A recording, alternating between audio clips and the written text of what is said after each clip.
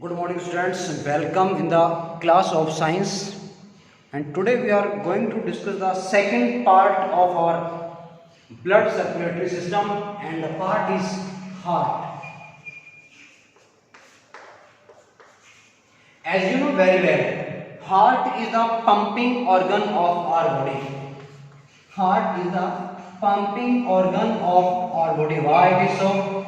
Because it pumps the blood into the various parts of our body with the help of arteries and veins. Listen again. The heart works like a pumping organ in our body because it pumps the blood in the various cell organs with the help of various arteries and veins. You know very well, heart is a four-chambered structure. Four chambers are found in the heart. These four chambers are known as, you know very well, two auricles are there. Auricles are also known as atria. They are also known as atria. And two ventricles are there. No synonym is there for ventricles.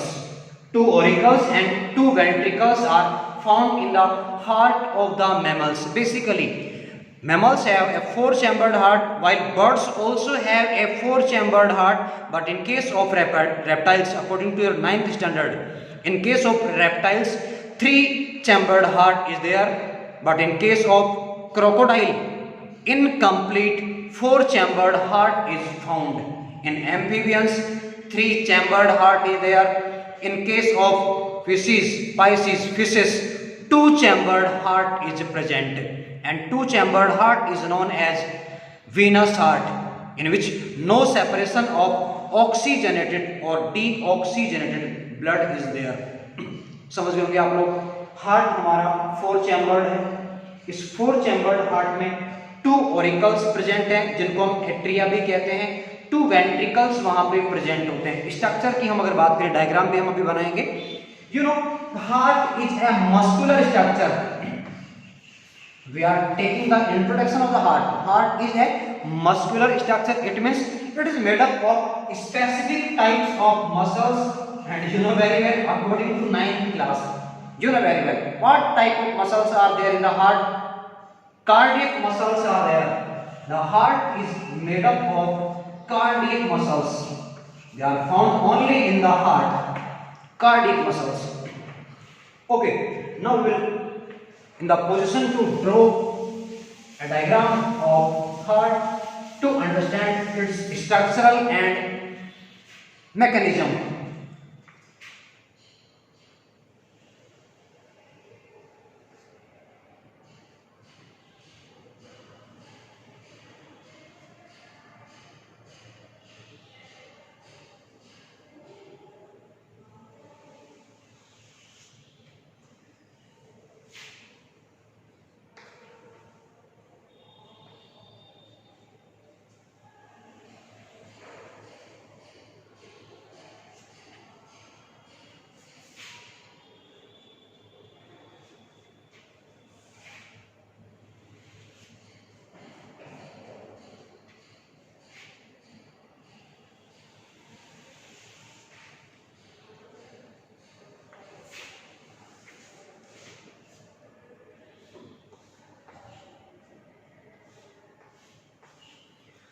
This simple structure of human heart, and you know the shape of our heart is like a closed fist.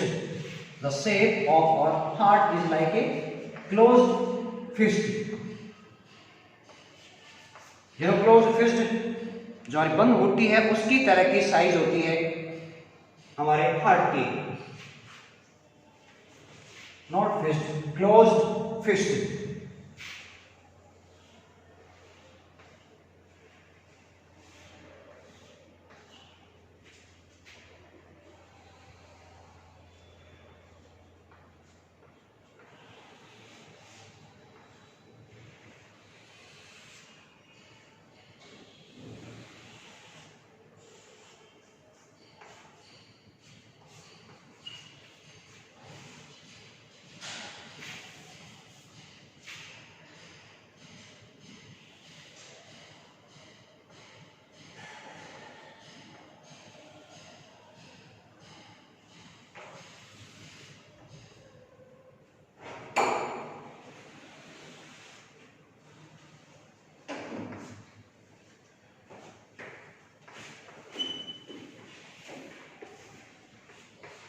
simple structure of human heart. Now the labeling. This is known as left auricle or left atrium. Left auricle or left atrium. This is known as right auricle. Right auricle or right atrium. This is known as left ventricle, and this part is known as right ventricle.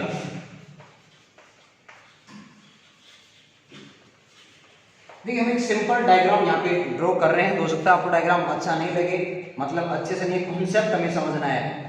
मेरे diagram अपनी book से भी आप practice के लिए काम में ले सकते हैं। एक सिंपल डायग्राम हमने समझने के लिए बनाया है। One membrane is found outside the heart and this membrane is known. देखिए हर एक जो हमारी बॉडी में ऑर्गन है उस पर एक मेम्ब्रेन प्रेजेंट होती है जो कि एक तरह से कवरिंग स्ट्रक्चर का काम करती है, and this covering membrane is known as pericardium. Pericardium is the membrane which is present just outside the heart. These two structures, tube-like structures, are known as pulmonary veins, and pulmonary veins are the exception of other veins because they carry oxygenated blood, while other veins carry deoxygenated blood. Mind it, pulmonary veins are the exception of other veins because they carry oxygenated blood. It means the left part of the heart contains oxygenated blood. Listen again, the left part of our heart contains oxygenated blood. It means O2 is there in the blood, which is helpful to the formation of energy in the cells, while right part of the heart contains deoxygenated blood in which CO2 is found in the blood. These two tube-like structures are known as vena cava. Vena cava, which are formed by the combination of small veins. This tube-like structure is known as aorta, which is the largest artery. Aorta. While this tube-like structure is known as pulmonary artery, which is also an exception of an artery because pulmonary artery carries deoxygenated blood while other arteries carry oxygenated blood. फिर से सुनिएगा, pulmonary artery और pulmonary vein ये दोनों अपनी अपनी तरफ की कैटेगरी में एक्सेप्शंस मानी जाती हैं। वेन्स के लिए अगर अपन बात करें तो वेन्स डीऑक्सीजनेटेड ब्लड का फ्लो करती हैं वेन्स, लेकिन पल्मोनरी वेन में ऑक्सीजनेटेड ब्लड का फ्लो होगा। केवल आर्टरीज की बात नहीं, आर्टरीज ऑक्सीजनेटेड ब्लड का फ्लो करती है, लेकिन पल्मोनरी आर्टरी में डीऑक्सीजनेटेड ब्लड का फ्लो होगा। और आप ऊपर यहां पे देख सकते हैं, हमने कहा right part of the heart contains deoxygenated blood while left part of the heart contains oxygenated blood. तो पल्मोनरी वेन जो है वो ऑक्सीजनेटेड ब्लड को कैरी करेगी। नेम अभी बाकी हैं।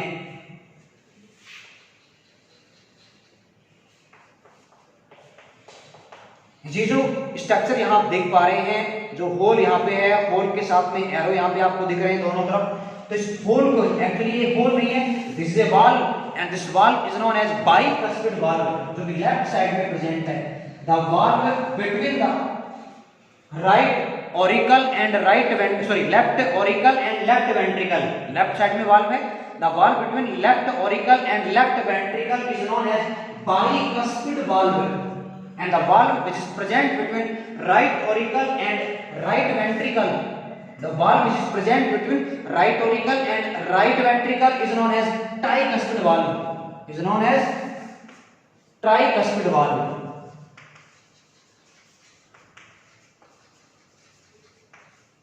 Okay, both the auricles are completely separated from each other with the help of a septum or a wall which is made up of muscles, and this wall is known as inter. You know, inter or intra, between two inter, inside one intra. जैसे दो sales हैं, दो sales के बीच में जो gap है उसको हम नाम देते हैं इंटरसेलुलर स्पेस। दो के बीच में गैप, हम बात करते हैं one day international match between India नहीं नहीं, Australia, India versus Australia, one day international match between India and Australia, 2 countries के बीच में मैच हो रहा है, उसको हमने नाम दिया one day international between 2 different countries के बीच, तो नाम देंगे inter.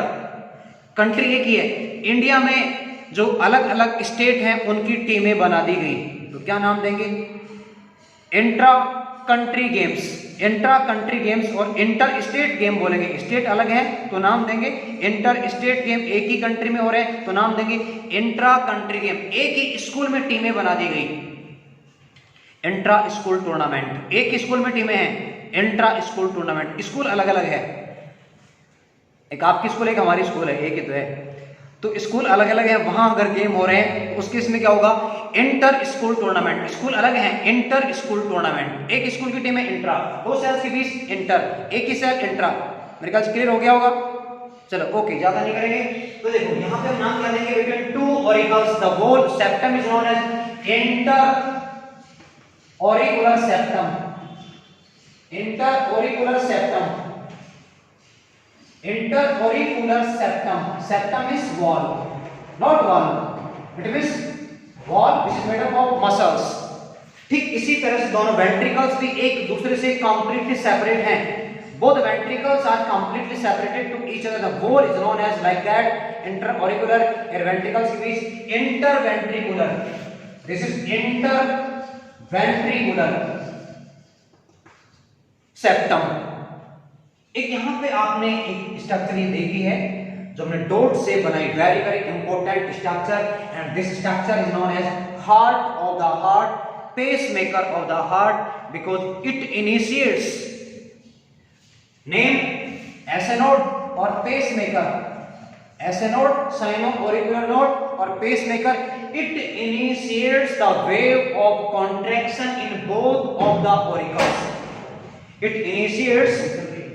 it initiates the wave of the contraction in both of the auricles। ये कहां इसके पास कहां से आया, ऐसे नोड ने सिग्नल कहां से लिया, ऐसे नोड कैसे इनिशिएट कर रहा है कॉन्ट्रैक्शन की वेव को, अपने आप करेगा क्या ना, बिल्कुल नहीं, आप लोग सभी जानते हैं जिस तरह से सेल का कंट्रोल करता है न्यूक्लियस, उसी तरह से हमारे बॉडी के अंदर जितनी भी एक्टिविटीज होती हैं उन सभी एक्टिविटीज को कौन कंट्रोल करता है, सेल में करता है न्यूक्लियस, बॉडी में कौन कंट्रोल करेगा, ब्रेन, बॉडी में ब्रेन कंट्रोल करेगा एक्टिविटीज को। तो देखो जैसे ही हम बात करेंगे फिर मैकेनिज्म की, तब ये चीज और क्लियर हो जाएगी। हम एक बार लेबलिंग कंप्लीट कर लेते हैं, ये आपका ऐसे नोड हो गया, इसी तरह से यहाँ कुछ स्ट्रक्चर प्रेजेंट होती है, fibre like structures are there, और यहाँ पर कुछ स्ट्रक्चर्स प्रेजेंट होती है, fibre like structures are also here. यहाँ की जो स्ट्रक्चर्स हैं उनको नाम देते हैं पुरकिंजे फाइबर्स,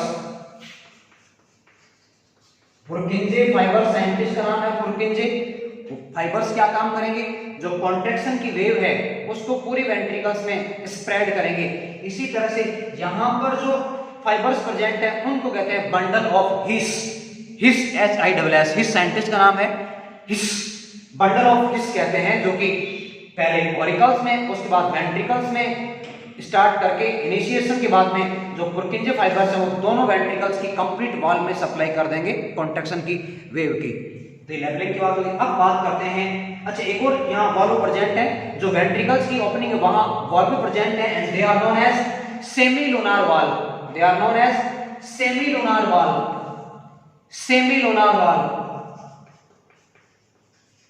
चलिए बात करते हैं मैकेनिज्म की, देखिएगा मैकेनिज्म,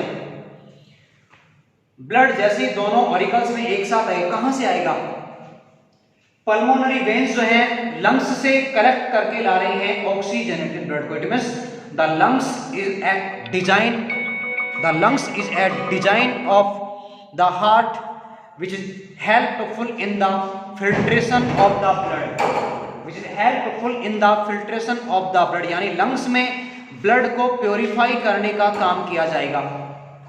तो लंग्स में जो ब्लड प्योरीफाई हुआ वो पल्मोनरी वेन की हेल्प से कहां पे आएगा, लेफ्ट ऑरिकल में आएगा, जो कि ऑक्सीजनेटेड होगा। इसी तरह से बॉडी के जितने भी ऑर्गन्स हैं, फूड वहां था, O2 वहां थी, फूड का ऑक्सीडेशन होके चुका, CO2 बन चुकी, एनर्जी चली गई है माइटोकॉन्ड्रिया में, CO2 को अब वेन्स कलेक्ट करके लाएंगी ब्लड की हेल्प से। तो ब्लड के साथ CO2 मिक्स होके आएगी वेन्स की हेल्प से, वो वेन्स फाइनली एसोसिएटेड होके बनाएंगे वेना केवा, और वेना केवा राइट ऑरिकल में डीऑक्सीजनेटेड ब्लड को फिल कर देगा। तो राइट ऑरिकल और लेफ्ट ऑरिकल में एक साथ ब्लड आया। अब देखिए क्या होगा, इंपॉर्टेंट प्रोसेस अब स्टार्ट होगी।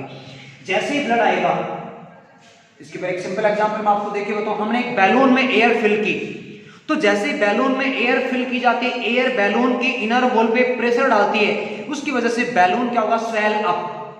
Balloon will be swell up, balloon swell up हो जाता है, एयर ने इनर वॉल पे प्रेशर डाला है। Same case will be there in the heart.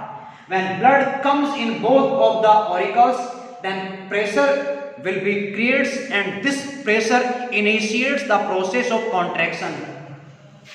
Process of contraction. अब प्रेशर ही कॉन्ट्रैक्शन है, and this pressure is known as systolic pressure. Contraction के टाइम पे जो प्रेशर क्रिएट होगा उसको हम कहते हैं कॉन्ट्रैक्शन के लिए प्रोड्यूस होगा सिस्टोलिक प्रेशर, जो कि 120 mm ऑफ Hg होता है। जैसे प्रेशर क्रिएट होगा, वाल्व ओपन होंगे, लेफ्ट साइड का वाल्व बाइकस्पिड, राइट साइड का वाल्व ट्राइकस्पिड ओपन होंगे, ब्लड ऑरिकल से वेंट्रिकल में आ जाएगा। जैसे ब्लड ऑरिकल से वेंट्रिकल में आ गया, कंप्लीटली वाल्व क्लोज हो जाते हैं। On the closing of bicuspid and tricuspid valve, first heart sound is produced which is known as LUBB, lub. Listen again, the first heart sound is known as LUBB, लब, which is produced by the closing of bicuspid and tricuspid valve। Blood आ चुका है ventricles में, auricles कुछ time के लिए blank रहेंगे। कितने टाइम तक ब्लैंक रहेंगे, क्या पता है टाइम का? बिल्कुल पता है टाइम का। 0.05 सेकेंड्स तक यहाँ जो ऑरिकल्स हैं ब्लैंक रहेंगे, उसके बाद वहां ब्लड आना स्टार्ट हो जाएगा। क्यों इतना टाइम क्यों लगा? क्योंकि यहाँ वाली प्रोसेस आगे चलेगी ना भाई, उसी के बाद तो ये सर्कुलेशन आपका जो है वो कंप्लीट होगा। तो 0.5 सेकेंड्स तक रिलैक्सेशन चलेगा। कॉन्ट्रैक्शन के टाइम की बात करें, कितने टाइम तक कॉन्ट्रैक्शन चलेगा? आपको क्या लगता है, कॉन्ट्रैक्शन का टाइम ज्यादा होना चाहिए या कम होना चाहिए? ऑब्वियसली कॉन्ट्रैक्शन का टाइम कम होगा, क्योंकि एट वंस प्रेशर क्रिएट होगा, एंड टाइम ऑफ कॉन्ट्रैक्शन और diastole is of 0.3 seconds. 0.3 seconds में कॉन्ट्रैक्शन होगा सिस्टोलिक प्रेशर के लिए, 0.5 सेकेंड तक रिलैक्सेशन होगा डायस्टोलिक प्रेशर के लिए। अब जैसे वेंट्रिकल्स में ब्लड आया, यहां कॉन्ट्रैक्शन होगा, यहां कॉन्ट्रैक्शन कौन लेके आएगा? देखिए स्टार्ट करते हैं। अब ये पार्ट जो हमने बात करी थी, एस एनोड पेसमेकर, ब्रेन से सिग्नल आएगा एस एनोड के पास। एस एनोड ने पहले कॉन्ट्रैक्शन की वेव स्प्रेड की थी ऑरिकल्स में। अब यहां से जो फाइबर्स हैं, ये फाइबर्स कॉन्ट्रैक्शन की वेव को लेके आएंगे वेंट्रिकल्स में, तो वेंट्रिकल्स में कॉन्ट्रैक्शन स्टार्ट हो जाएगा। पुरकिंजे फाइबर्स पूरे वेंट्रिकल्स की वॉल में स्प्रेड कर देंगे कॉन्ट्रैक्शन की वेव को, और वेंट्रिकल्स एक साथ, दोनों वेंट्रिकल्स एक साथ, ध्यान दीजिएगा, एक साथ होगा कॉन्ट्रैक्शन भी और एक साथ ही होगा रिलैक्सेशन भी। एक साथ कॉन्ट्रैक्शन होगा वेंट्रिकल्स में, वाल्व ओपन होंगे, सेमिलुनार, ब्लड आगे की तरफ चला जाएगा।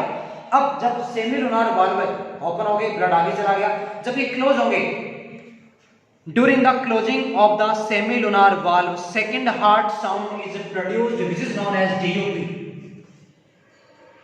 DOP is the second heart sound, which is produced on the closing of the semilunar valve. This was the complete mechanism of our heart.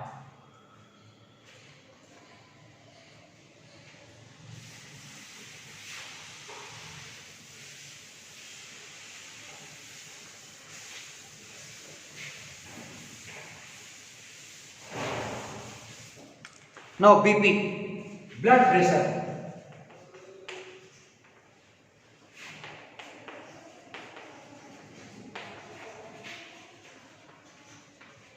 Blood pressure was firstly measured in horse by Stephen Hales. Stephen Hales was the scientist.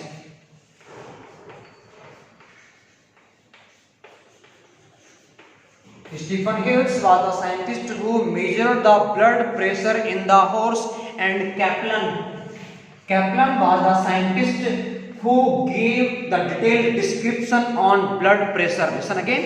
Stephen Hales measured the blood pressure in the horse firstly, and Kaplan was the scientist who gave the detailed description on the account of blood pressure. What is blood pressure? You know, blood flows in the blood vessels. blood flows in the blood vessels. During the flow of blood, the blood exerts a pressure on the inner wall of arteries and veins. क्या veins पे pressure create नहीं होगा? क्या definitely होगा, लेकिन BP को हमेशा major किया जाता है आर्टरी में. Why it is so? Sorry, veins में भी तो ब्लड का फ्लो होगा, आर्टरीज में क्यों मेजर करते हैं? क्यों करते हैं मेजर आर्टरी में? सुनेगा ध्यान से. The valve of arteries, the wall of arteries is thick in the nature. तो जो थिक नेचर है वॉल की, उसकी वजह से क्या होगा? एक्चुअल प्रेशर को मेंटेन कर लिया जाता है. साथ ही साथ आर्टरीज में वाल्व एब्सेंट होते हैं. वेन्स की बात करें तो वेन में वाल्व प्रेजेंट है, और वाल्व प्रेजेंट होने के साथ साथ उनकी जो वॉल होती है वो थिन होती है. ध्यान से सुनिएगा, आर्टरीज की जो वॉल है थिक होती है, वाल्व एब्सेंट होते हैं. हम बात करें अगर वेन्स, तो वेन्स में इस तरह से वाल्व प्रेजेंट है, तो ये वाल्व क्या करेंगे? ब्लड के यूनिडायरेक्शनल फ्लो को कंट्रोल करेंगे. आर्टरीज के साथ ऐसा नहीं है, ब्लड का कंटिन्यूसली फ्लो चलता रहता है. ब्लड का कंटिन्यूस फ्लो चलता रहता है, तो वहां बीपी को मेजर करना एक्यूरेसी को लाता है, यानी ब्लड एक्यूरेटली वहां मेजर हो पाएगा, एग्जैक्ट वैल्यू हमें मिल पाएगी बीपी की. Now BP definition: the pressure which is exerted by the blood on the walls of the arteries is known as BP. The pressure which is exerted by the blood on the walls of the arteries is known as blood pressure or BP. BP is measured by a device, and this device is known as sphygmomanometer.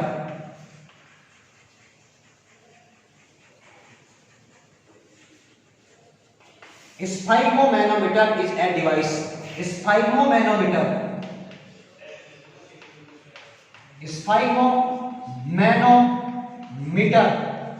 is a device which is used to measure the blood pressure in human beings. While you know, one more device is also there which is used in medical science, and the device is known as stethoscope. Stethoscope is a device which is used to measure HB, heartbeat. What is heartbeat? The rhythmic contraction and relaxations. The rhythmic contraction and relaxations are known as heartbeat. BP is of two types. BP is of two types: HBP and LBP. You know HBP, high BP. High BP is produced due to the thickness of arteries, while low BP is produced due to the deficiency of salts in the body. Both the BP, high BP and low BP, are harmful to us.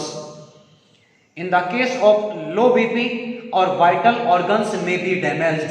What are our vital organs? HBK. HBK are our vital organs which may damaged during the low BP heart, brain, kidney. ये लो BP के time पे damage हो सकते हैं. अब बात करें high BP की. हाई बीपी में क्या होगा? आर्टरीज में प्रेशर इंक्रीज हो रहा है. उस इंक्रीज्ड प्रेशर की वजह से जो आर्टरीज हैं वो रप्चर्ड हो सकती हैं, आर्टरीज ब्रेक हो सकती हैं, टूट सकती हैं, जिससे इंटरनल ब्लीडिंग होगी, रिजल्टेंट ब्रेन हेमरेज, और हेमरेज विल बी देयर. तो दोनों केस हार्मफुल होती हैं, इसलिए बीपी को कंट्रोल करना बहुत ही जरूरी है. क्या किया जाए? हमारी जो लाइफ स्टाइल है उसको सेडेंट्री बनने से रोका जाए. सेडेंट्री मतलब एक ही तरह की लाइफ स्टाइल नहीं होनी चाहिए, फिजिकल वर्क भी होना चाहिए. हम जो फूड कंज्यूम कर रहे हैं उससे एनर्जी का यूटिलाइजेशन भी प्रॉपर होना चाहिए, यानी balance between the consumption of food and utilisation of energy, ये बैलेंस होना जरूरी है. जंक फूड का इंटेक भी कम होना चाहिए. ज़्यादा जंक फूड अगर हम खाते हैं, फैटी सब्सटेंसेस अगर इंटेक करते हैं, तो बॉडी में कोलेस्ट्रॉल का लेवल इंक्रीज होगा, और वो कोलेस्ट्रॉल क्या करेगा? आर्टरीज में डिपॉजिट होता चला जाता है, और जिसकी वजह से भी हाई बीपी वाली कंडीशन प्रोड्यूस हो जाती है. This was the complete account of heart. That's all for today. Thank you so much.